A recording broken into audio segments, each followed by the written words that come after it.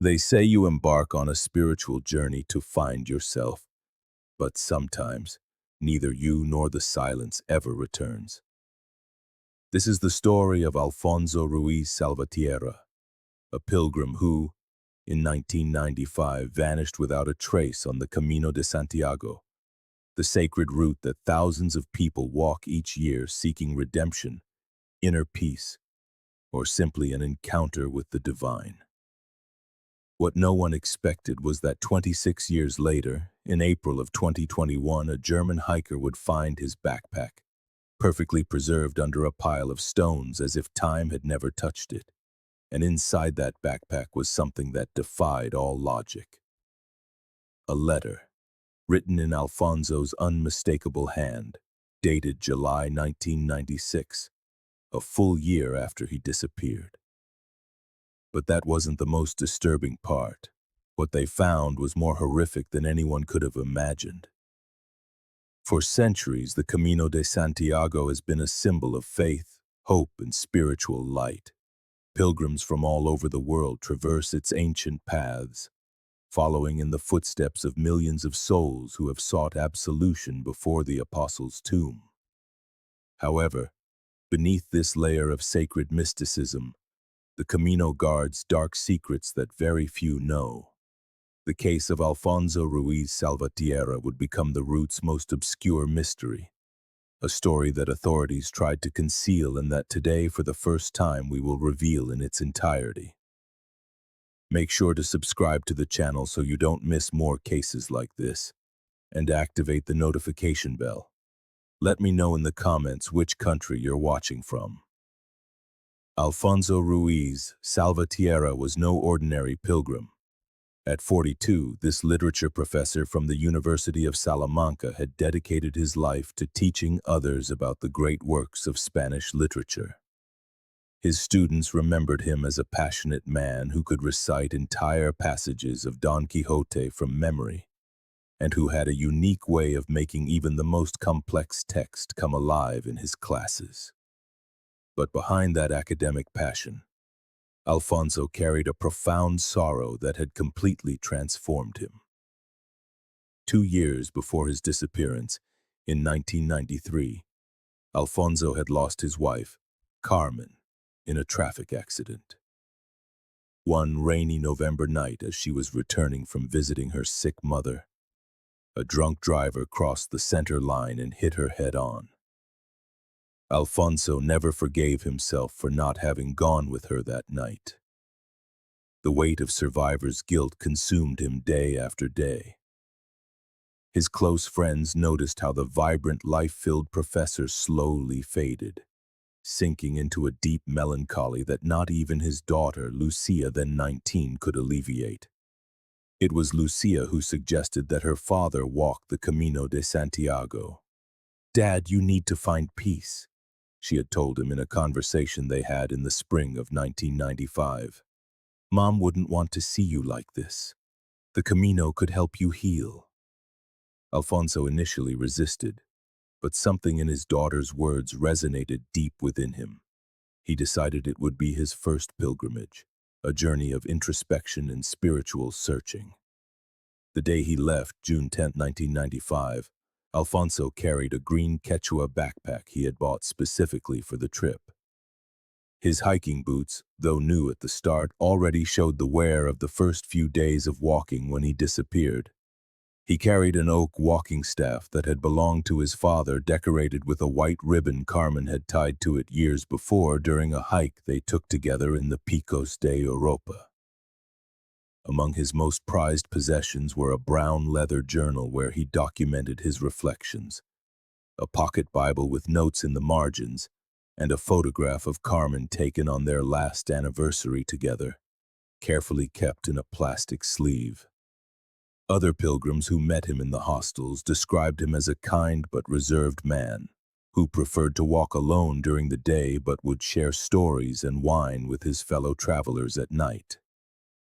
Several testimonies agree that Alfonso seemed to be gradually finding the peace he sought. He seemed lighter every day. Maria Jose, a pilgrim from Barcelona who walked several stretches with him, would later recall.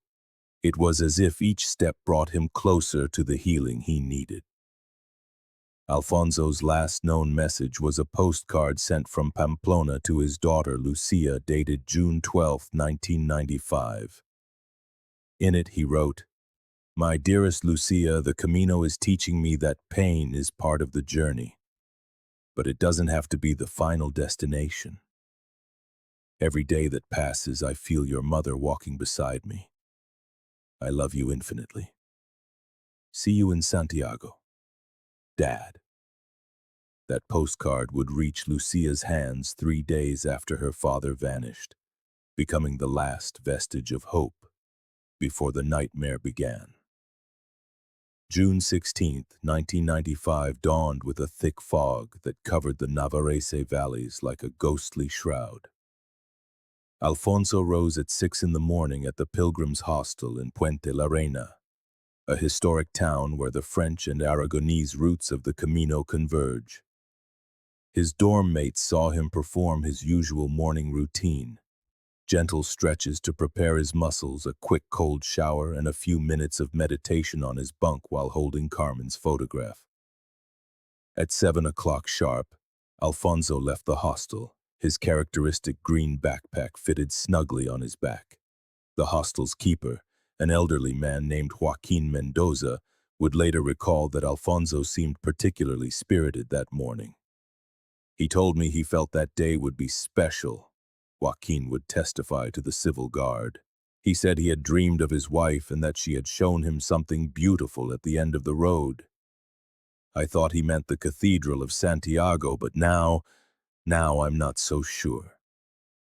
At 7:45 a.m., Alfonso was seen for the last time under normal circumstances. He was having bread with tomato and coffee at the Taberna del Peregrino, a small establishment at the edge of Puente la Reina. The owner, Rosa Martinez, served him personally and noticed that Alfonso had ordered extra provisions: 2 tortilla sandwiches, fruit, and 3 bottles of water instead of his usual 2. "I asked him if he was planning to share with someone on the path," Rosa would remember. "He gave me a strange smile and said, 'You never know who you might meet on the Camino.' I didn't think much of it at the time, but those words have been etched in my memory forever." At 8:15 a.m., Alfonso was spotted by a group of German pilgrims about 3 kilometers from Puente la Reina. They were walking in the opposite direction, returning to town to retrieve a forgotten backpack. They described him walking at a good pace, seemingly normal, although one of them, Hans Müller, mentioned a disturbing detail. He seemed to be talking to someone, gesturing with his hands, but he was completely alone. We thought maybe he was praying or practicing a speech. The next sighting occurred at 9:30 a.m. A local shepherd named Fermin Aguirre was tending his flock on a hill when he saw a pilgrim matching Alfonso's description. But this is where the story takes its first bizarre turn. According to Fermin, Alfonso was not alone. "I clearly saw 2 figures," the shepherd would insist for years. "The pilgrim with the green backpack and someone else, someone dressed in dark clothing walking very close to him. But when I blinked and looked again, there was only the pilgrim. I rubbed my eyes, thinking the distance was playing tricks on me." At 11:20 a.m., the first alarms were sounded.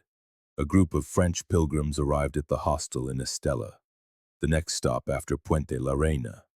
They had set out an hour after Alfonso, and given his usual walking pace, they expected to find him already resting there. Alfonso had not arrived. Initially, they weren't concerned, thinking perhaps he had taken a longer break or detoured to visit a chapel. But as another hour passed and more pilgrims who had left after Alfonso continued to arrive without having seen him on the path, a sense of unease began to grow. At 2:10 in the afternoon, a tour guide leading a group of Italian pilgrims found something that chilled everyone to the bone. At a bend in the path about 8 kilometers from Puente la Reina, Alfonso's walking staff was stuck vertically into the earth, right in the middle of the trail. The white ribbon fluttered gently in the breeze. Next to the staff, someone had placed a small wooden carving, a crude but unsettling depiction of a person kneeling with their hands clasped in prayer. The guide, an experienced mountaineer named Carlos Echeverria, immediately notified the civil guard, but the most disturbing detail would come minutes later. A dog that several pilgrims had seen following Alfonso since Pamplona, a cinnamon-colored mutt that Alfonso had been feeding for days, came running out of the undergrowth. The animal was covered in mud up to its chest, rambling uncontrollably and whining piteously. When the pilgrims tried to approach, the dog backed away, howled towards the forest, and then bolted back in the direction of Puente la Reina. It was never seen again. The civil guard arrived at the scene at 3:00 p.m. Sergeant Antonio Ruiz, no relation to Alfonso, led the first search team. What they found in the following hours only deepened the mystery. About 50 meters from where the staff was found, they discovered Alfonso's green backpack, but it was strangely empty. All of his belongings were scattered in a 20-meter radius, arranged in an almost ceremonial fashion. The Bible was open to Psalm 23. His journal had its last pages torn out, and the photograph of Carmen was pinned to a tree with what appeared to be a large thorn. There were no signs of a struggle, no blood, and no clear footprints to indicate which direction Alfonso had taken. The civil guard launched an unprecedented search operation in the area.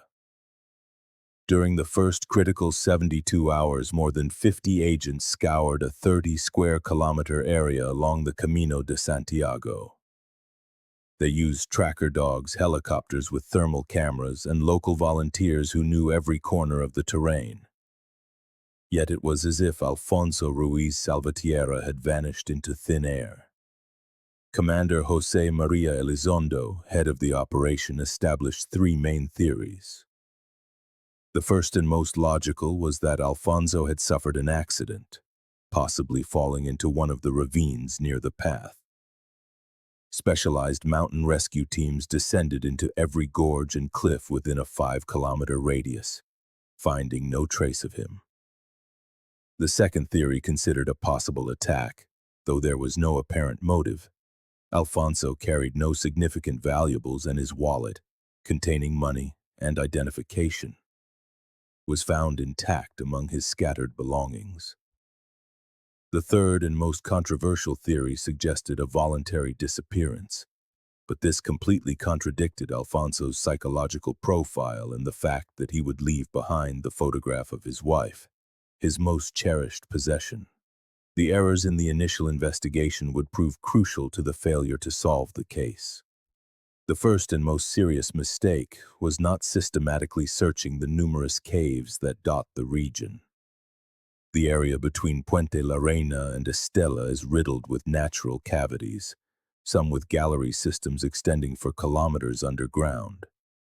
Investigators merely checked the most obvious and accessible entrances, arguing that a man of Alfonso's age and physical condition could not have ventured into complex caves.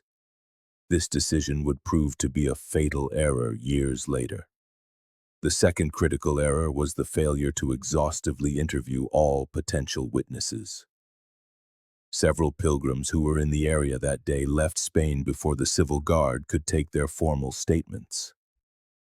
Among them was a Dutch couple who would later contact Spanish authorities from Amsterdam, claiming to have seen Alfonso speaking intensely with a man in dark clothing near an abandoned chapel. Their testimony arrived too late and was never properly investigated. During the search, new elements emerged that only added to the confusion. On June 18th, 2 days after the disappearance, a local farmer found partially burned pages from Alfonso's journal in a field 2 kilometers from the main path. The pages that survived the fire contained increasingly erratic writings. In an entry dated June 15th, the day before he vanished, Alfonso had written, "The whispers are clearer now. Carmen is calling me, but her voice sounds different, ancient. There are others with her, They tell me there is a path older than the Camino, one that few know. I am afraid, but also curious. Another partially legible entry read, "The hermit was right. The stones remember. The ancient pilgrims never really left. They are here waiting." On June 20th, another baffling item appeared. A cassette tape inside a plastic bag, buried superficially near where the staff was found. The tape was labeled in Alfonso's handwriting, "For whoever needs to understand." However, when the police tried to play it, they found no audio, only static. A later technical analysis revealed that the tape had been exposed to an extremely powerful magnetic field, which had erased any recording it might have contained.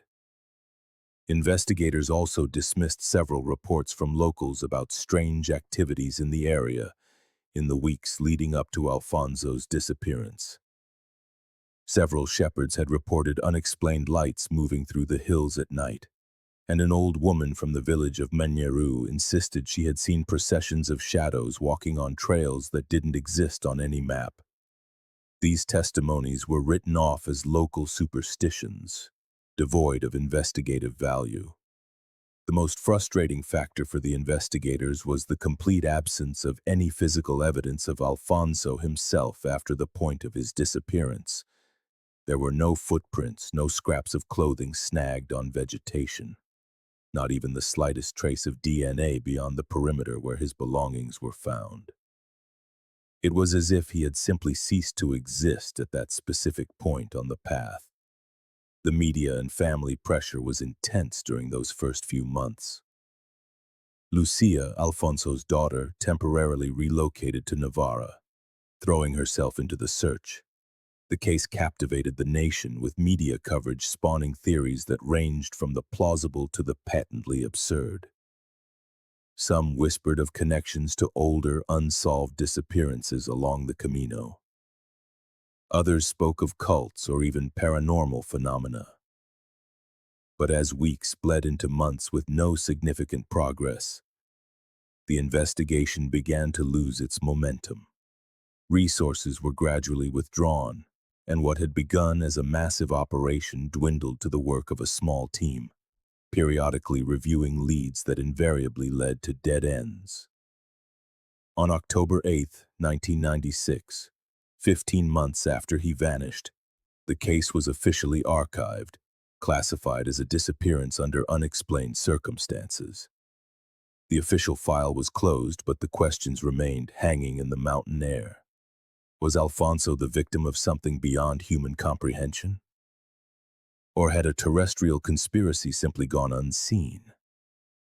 The years that followed were marked by an official silence that stood in stark contrast to the persistent whispers among the Camino's pilgrims.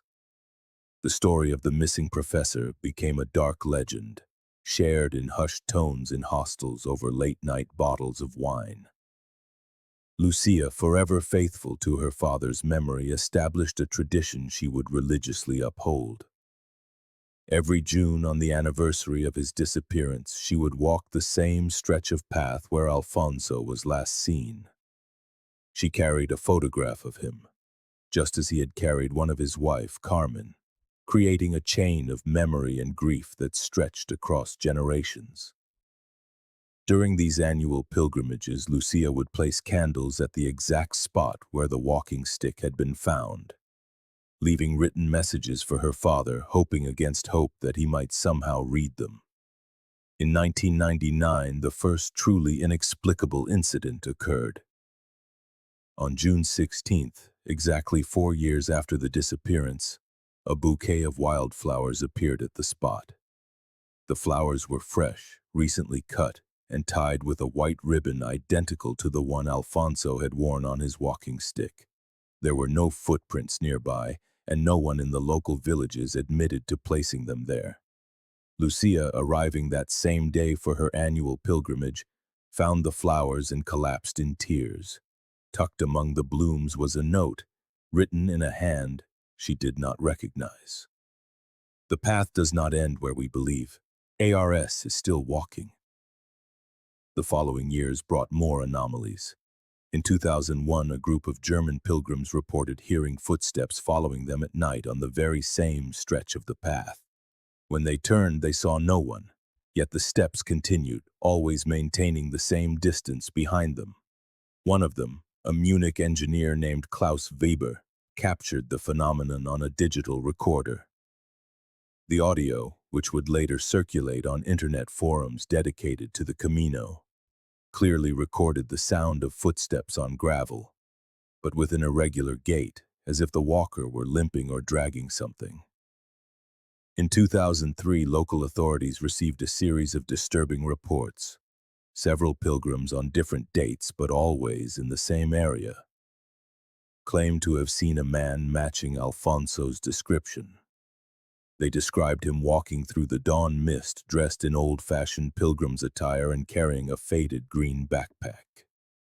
When they tried to approach him or call out, the figure would simply vanish into the fog. An Irish pilgrim even managed to take a photograph, but the image showed only a blurry, indistinct shape that could have been anything. The most detailed and unsettling sighting occurred in 2007. Maria del Carmen Vega, a pilgrim from Seville, reported having a brief conversation with a man who called himself Alfonso near Otebrero, hundreds of kilometers from the original site of the disappearance. According to her statement to the Guardia Civil, the man seemed disoriented and repeatedly asked her what year it was. When she told him it was 2007, he became deeply distressed and muttered, "Then it is not yet time, I have not yet found the way out." Before Maria could ask any more questions, the man hurried away into the woods. When she followed, concerned for his mental state, she found no trace of him. Maria's description of the man was a perfect match for Alfonso. She even mentioned a detail that had never been made public: a small crescent-shaped scar on his left hand, the result of a childhood accident that only his family knew about. In 2010, Alfonso's mother, Esperanza Salvatierra, passed away at the age of 87, never knowing what had become of her son. On her deathbed, according to the nurse who cared for her, Esperanza had moments of extraordinary lucidity in which she claimed Alfonso had visited her. "He says he's trapped between two paths," the old woman whispered, hours before she died. "He says he found something ancient, something he shouldn't have found.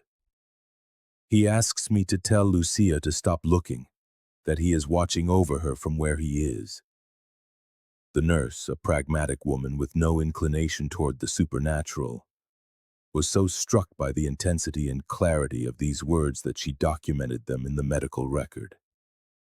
After 15 years of sepulchral silence, the case took an unexpected turn in 2012, when a group of professional speleologists decided to systematically explore the region's caves.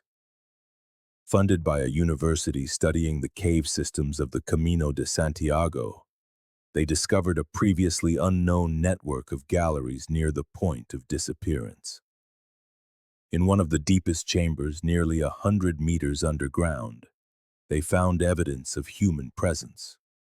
There were remnants of candles and strange symbols carved into the walls, a bizarre mix of Christian iconography and much older, possibly pre-Roman signs.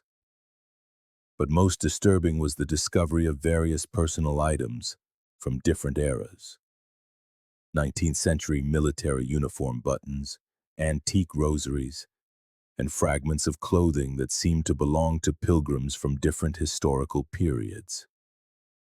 They found no human remains, however, nor anything that could be directly linked to Alfonso. In 2015, 20 years after the disappearance, Lucía published a book titled My Father, the Eternal Pilgrim. In it, she compiled all the testimonies, sightings, and strange experiences related to Alfonso's disappearance. The book became a publishing phenomenon in Spain, renewing public interest in the case. Lucía donated all proceeds to a foundation that helped the families of missing persons. During the book tour, she revealed that she had received dozens of anonymous letters over the years, all claiming to have information, but none had ever led to anything concrete. One letter in particular had deeply unsettled her. Received in 2014, it was written in archaic Spanish and read, "Your father walks the true path, the one that existed before the Christians claimed these lands. When the stars align, the veil will thin, and you may see him again. But beware, daughter of the lost pilgrim, for some paths are not meant to be found." The years continued to pass, with occasional reports of sightings and unexplained phenomena, but nothing that provided concrete answers. The case of Alfonso Ruiz Salvatierra had become part of the dark folklore of the Camino, a story that veteran pilgrims told to novices, half warning, half urban legend. No one could have predicted that in 2021, modern technology and an accidental discovery would open a new and profoundly disturbing chapter in this story of mystery and loss. On April 3, 2021, Lucas Kramer, a 34-year-old software engineer from Berlin, decided to take a sabbatical year to walk the Camino de Santiago. He was not a religious pilgrim, but a man seeking peace, looking to disconnect from the digital world and reconnect with himself after years of grueling work at a tech startup. Meticulous by nature, Lucas carried state-of-the-art equipment, a high-precision GPS, a professional camera to document his journey, and various survival gadgets that most pilgrims would consider excessive. On the day of the discovery, Lucas had intentionally strayed from the main path. His GPS had detected what appeared to be an ancient alternate route, possibly a medieval trail that had fallen into disuse. His engineer's curiosity compelled him to explore. About a kilometer from the main trail, while navigating through moss-covered rocks and dense vegetation, Lucas noticed a peculiar rock formation. The stones seemed to have been deliberately placed, forming a kind of cairn or marker. As he got closer, he saw a narrow crevice between the rocks, partially hidden by decades of overgrowth. Using his high-powered LED flashlight, Lucas peered into the fissure. About 2 meters down, he could make out what looked like green fabric. His first thought was that he had found trash left by an inconsiderate hiker, but something about the object's shape and position intrigued him.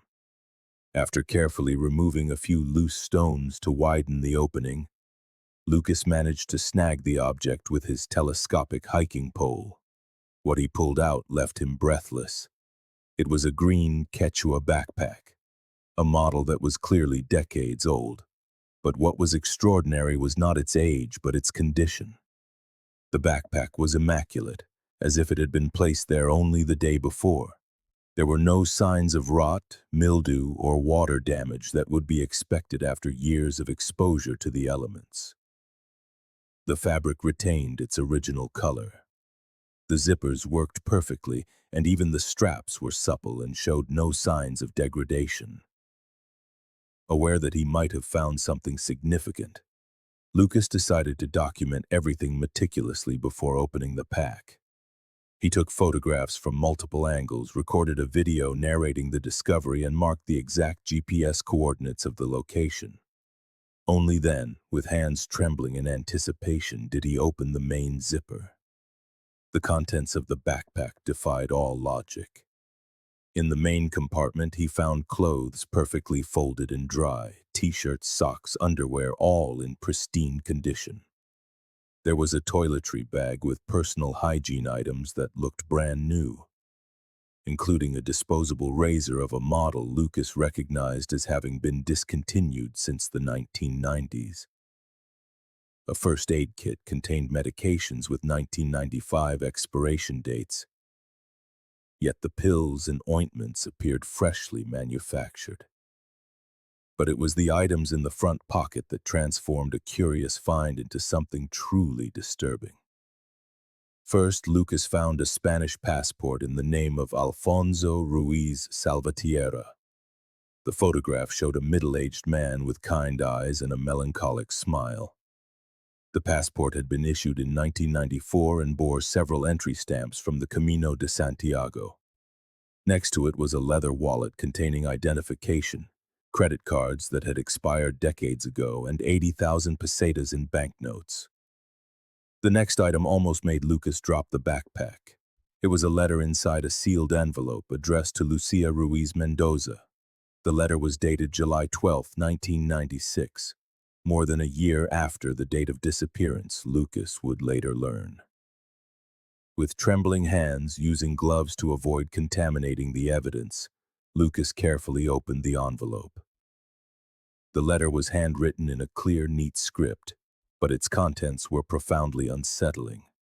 It spoke of places and events that seemed to exist outside of time, mentioning encounters with other pilgrims who never reached Santiago, and describing paths that exist between the paths we know. The most impossible item of all lay at the bottom of the pocket, wrapped in plastic. It was a photograph printed on modern, high-quality photo paper. The image showed a woman of about 45 smiling at the camera in what appeared to be a family celebration. On the back of the photo, written in ballpoint pen, was the date: Lucía, Christmas 2020. Lucas didn't know it at that moment, but he had just found a photograph of Alfonso's daughter, taken 25 years after her father had disappeared. Lucas Kramer immediately contacted the Spanish authorities. Within hours, the area was cordoned off, and a specialized team from the Guardia Civil arrived on the scene. The case, cold for over 25 years, was instantly reopened with the highest priority. The UCO, the Guardia Civil's central operative unit specializing in complex investigations, took control. The first step was to subject every item to an exhaustive forensic analysis, using technology that hadn't existed in 1995. The initial results were baffling. Analysis of the letter's ink confirmed it was consistent with commercial ballpoint pens from the 1990s, but it presented an anomaly. The chemical oxidation of the ink suggested it had been written only a few months ago, not decades. It was as if someone had recently used a vintage pen to write the letter. But that didn't explain the 1996 date. The DNA analysis was conclusive. Samples obtained from the clothing and personal items were a perfect match for the genetic profile of Alfonso Ruiz Salvatierra, constructed from reference samples his daughter Lucía had provided years before. But here another anomaly emerged. The DNA showed none of the degradation expected after 26 years. The epithelial cells found on the clothes were in a state of preservation that forensics experts described as biologically impossible for samples of that age. The photograph of Lucía, dated 2020, became the focal point of the investigation. Digital imaging experts confirmed it had not been manipulated. The photo paper was of recent manufacture, with chemical markers placing it in a batch produced in November of 2020. Investigators contacted Lucía, who confirmed that it was indeed her in the photograph, taken during Christmas dinner in 2020 at her cousin's house in Madrid. But there was one final impossible problem. That photograph had never been printed. The photograph should not have existed. Not in the physical world. It lived only as a collection of pixels on his cousin's phone, and as a ghost in a cloud backup. No one could explain how a physical print had materialized inside a backpack, supposedly sealed for decades. The technological investigation only deepened the mystery. When technicians swept the area where the backpack was found with electromagnetic detection gear, their instruments went haywire. Magnetometers registered chaotic fluctuations, compasses spun without control, and several electronic devices suffered permanent failure. A physicist from the Complutense University of Madrid, consulted by the Civil Guard, suggested the readings were consistent with a localized magnetic anomaly, but of an intensity and nature never before documented. The search was expanded to include any similar unresolved disappearances along the Camino de Santiago. Investigators soon unearthed a disturbing pattern. Over the last 200 years, there were records of at least 17 disappearances in the same general area, all sharing similar characteristics. Pilgrims who simply vanished without a trace, often after reporting strange encounters or erratic behavior. In 3 of the previous cases, personal items had reappeared years later in inexplicably pristine condition. The investigation took a dramatic turn when analysts discovered references to a group known as the Custodians of the Ancient Way in historical church documents. According to these records dating back to the 13th century, a heretical sect believed the Camino de Santiago was built upon a much older pagan pilgrimage route, connecting places of spiritual power. The church had violently suppressed this group in the 14th century, but rumors of its clandestine survival had persisted for centuries. Investigators also consulted with experts in quantum physics and temporal phenomena from several European universities. While most were skeptical, a theoretical physics professor from Oxford proposed a bold hypothesis. The magnetic anomalies could be indicative of a localized spatio-temporal distortion. He theorized that under very specific and extremely rare conditions, pockets could exist where time does not flow in a linear fashion. This theory, though fascinating, was widely dismissed by the scientific community as baseless speculation. The truth was more disturbing than any theory. While the official investigation stalled, detectives began receiving information from unofficial sources. Several elderly locals, previously reluctant to speak, started sharing stories passed down through generations about the hermit of the caves, a man who had supposedly lived in the region for decades, appearing and disappearing mysteriously, a man some claimed had been there forever. Descriptions varied, but several accounts agreed that this hermit never seemed to age and possessed an inexplicable knowledge of people who had vanished on the path over the years. The investigation took its most dramatic turn on April 15, 2021, when a local shepherd named Sebastian Irureta voluntarily presented himself at the Pamplona police station. Sebastian, 78 years old, had kept a secret for decades. The discovery of Alfonso's backpack, he said, had convinced him it was time to speak. He knew the location of the hermit everyone spoke of, but no one could ever find. Guided by Sebastian, an elite team ventured deep into a remote mountainous region, about 15 kilometers off the main path. After a 3-hour trek along trails that appeared on no map, they arrived at a stone cabin so perfectly camouflaged by the surrounding vegetation it was practically invisible until they were just feet away. The structure seemed ancient, possibly medieval, yet it showed signs of recent maintenance.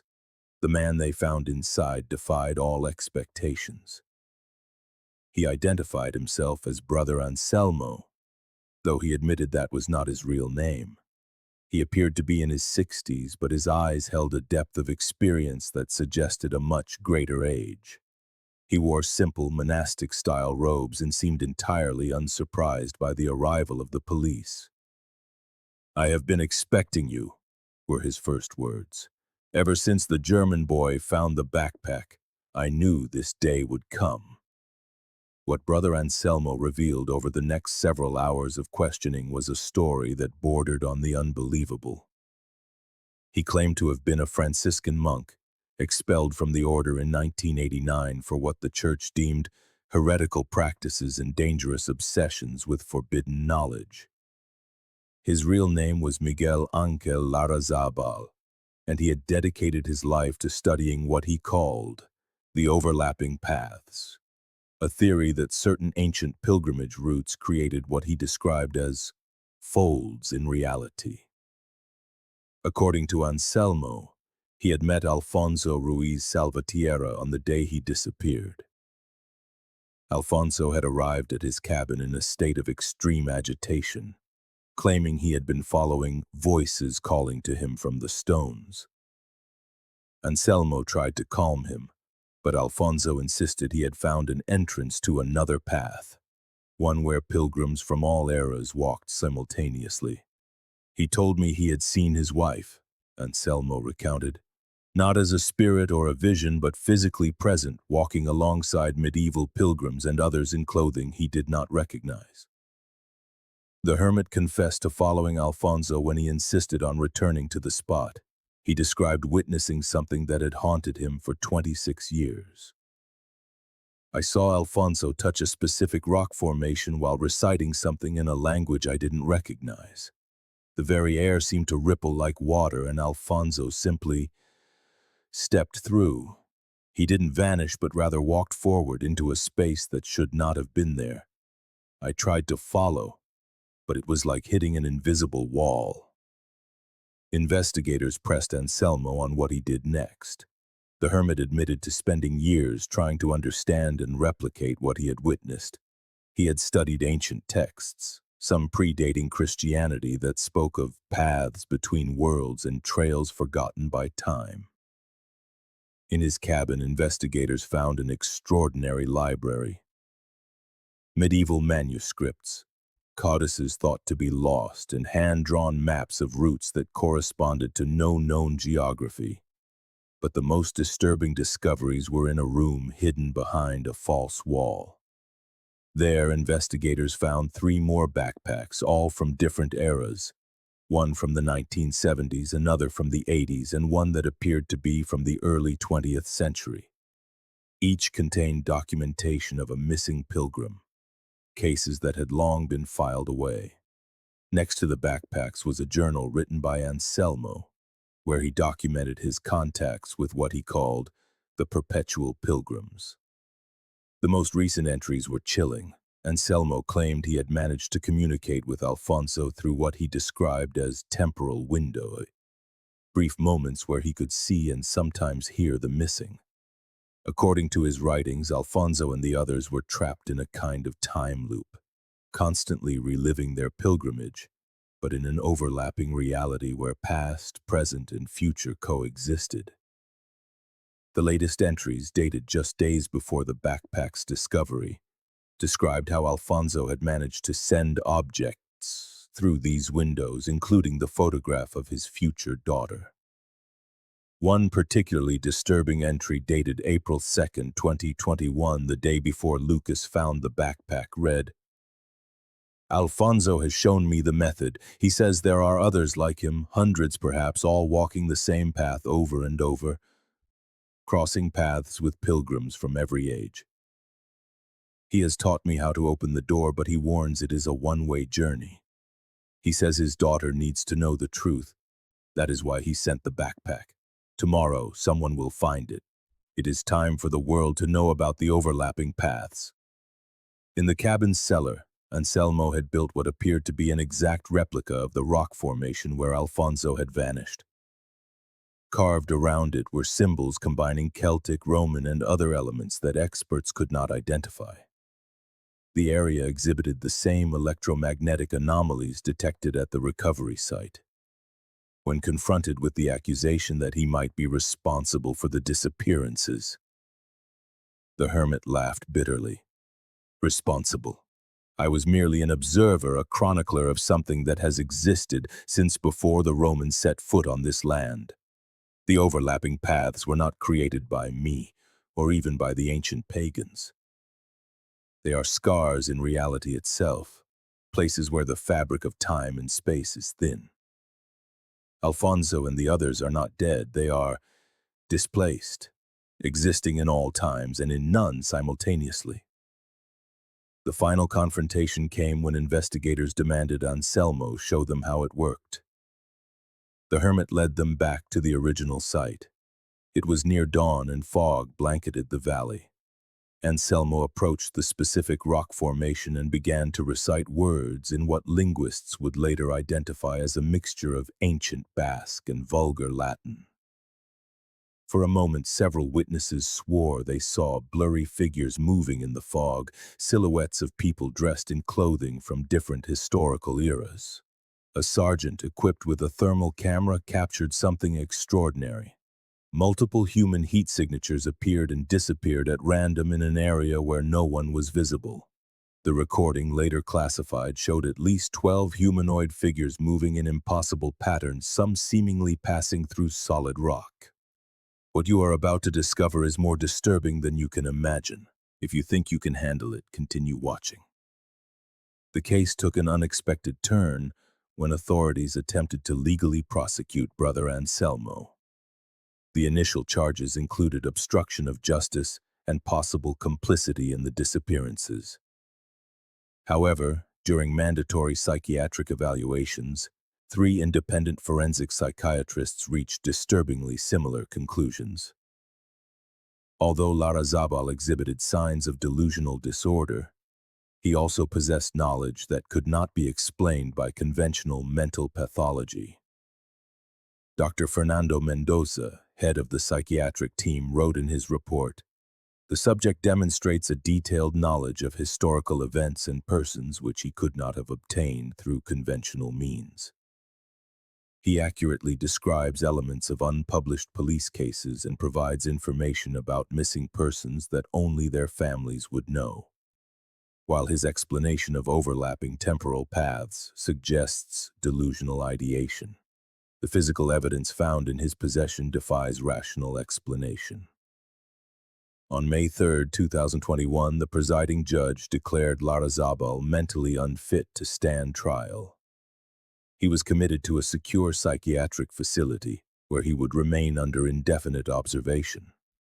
Yet even there, Larrazabal continued to provide unsettling information, drawing detailed maps of the network of overlapping paths and predicting with unnerving accuracy when and where objects belonging to other missing pilgrims would appear.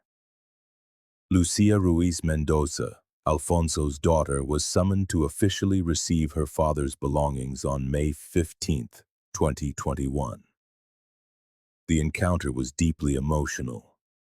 At 45, Lucía had lived more of her life without her father than with him. When she was handed the letter Alfonso had supposedly written a year after his disappearance, she broke down. The letter, its full contents never publicly released, apparently contained personal messages only Alfonso could have written, including references to private conversations between father and daughter they had never shared with anyone else. The Cathedral of Santiago de Compostela held a special Mass on June 16, 2021, exactly 26 years after Alfonso's disappearance. Over 1,000 pilgrims attended. The Archbishop of Santiago delivered a homily that many considered unusually frank. "There are aspects of this sacred route that transcend our understanding," he said. "Perhaps some secrets are meant to remain veiled, reminding us that there are forces in this world that surpass our mortal comprehension." The official investigation was closed in September of 2021 with an unprecedented conclusion. The final 500-page report, mostly classified, stated, "After an exhaustive investigation, employing all available resources of modern forensic science, we are unable to provide a conventional explanation for the events related to the disappearance of Alfonso Ruiz Salvatierra and the associated phenomena. The evidence recovered presents anomalies that defy current scientific understanding. The case remains technically unsolved. The Camino de Santiago does not always lead to the light. Sometimes its paths are lost in the darkness of the inexplicable. The case didn't end the day he disappeared, but when his backpack spoke for him. If you made it this far, this story has touched you deeply. Subscribe to the channel and activate all notifications so you don't miss the next case. Comment which case you'd like me to investigate next. Do you know of an unsolved case in your country? Let me know in the comments. Like this video if you want more stories like this, and share it with someone who appreciates well-researched true crime. We'll see you in the next case.